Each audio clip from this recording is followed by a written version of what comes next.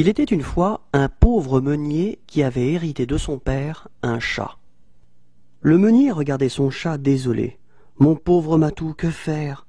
Nous n'aurons bientôt plus rien à manger. » Mais soudain, le chat se mit à parler. « Donne-moi des bottes et un chapeau, et je ferai de toi le plus riche des meuniers. » Le garçon, stupéfait, ne discuta pas. Il prit ses derniers sous, courut à la ville et vêtit le chat comme il l'avait demandé. Le chat recommanda à son maître « Ne bouge pas d'ici, je reviens dans peu de temps. » Et il se mit aussitôt en chemin. Le chat attrapa un lièvre et il se rendit au palais du roi.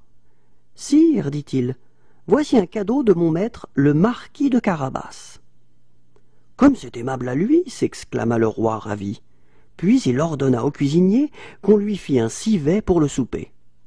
Le chat revint chez lui, entraîna le meunier à la rivière et lui dit « Ôte tes vêtements et jette-toi dans l'eau. » Le garçon obéit.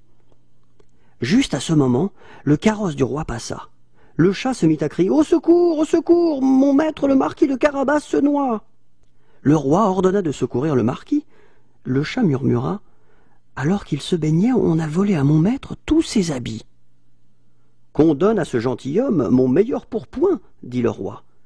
Et voilà le meunier vêtu de velours et de soie. Le roi fit monter le marquis dans son carrosse. Pendant ce temps, le chat courait devant et menaçait les paysans. « Quand le roi passera, grondait-il, dites que vos forêts et vos champs sont au marquis de Carabas. Sinon, gare à mes griffes. » Partout où le carrosse passait, les paysans terrorisés criaient « Vive notre roi, vive notre maître le marquis de Carabas !» Le roi félicita le meunier. « Oh, que de terre!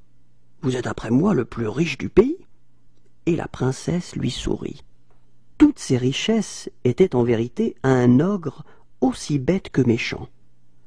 Le chat se rendit chez lui et lui fit force compliments. L'ogre flatté lui demanda ce qu'il voulait. « On dit que vous pouvez vous transformer à votre gré, dit le chat. J'aimerais bien voir cela. » Un lion surgit devant le chat, qui dit tout tremblant « C'est bien, mais sauriez-vous devenir tout petit comme une souris ?» À peine eut-il prononcé ces mots que l'ogre se fit souriceau.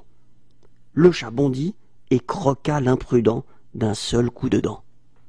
Le chat, posté à la grille, accueillit le royal équipage.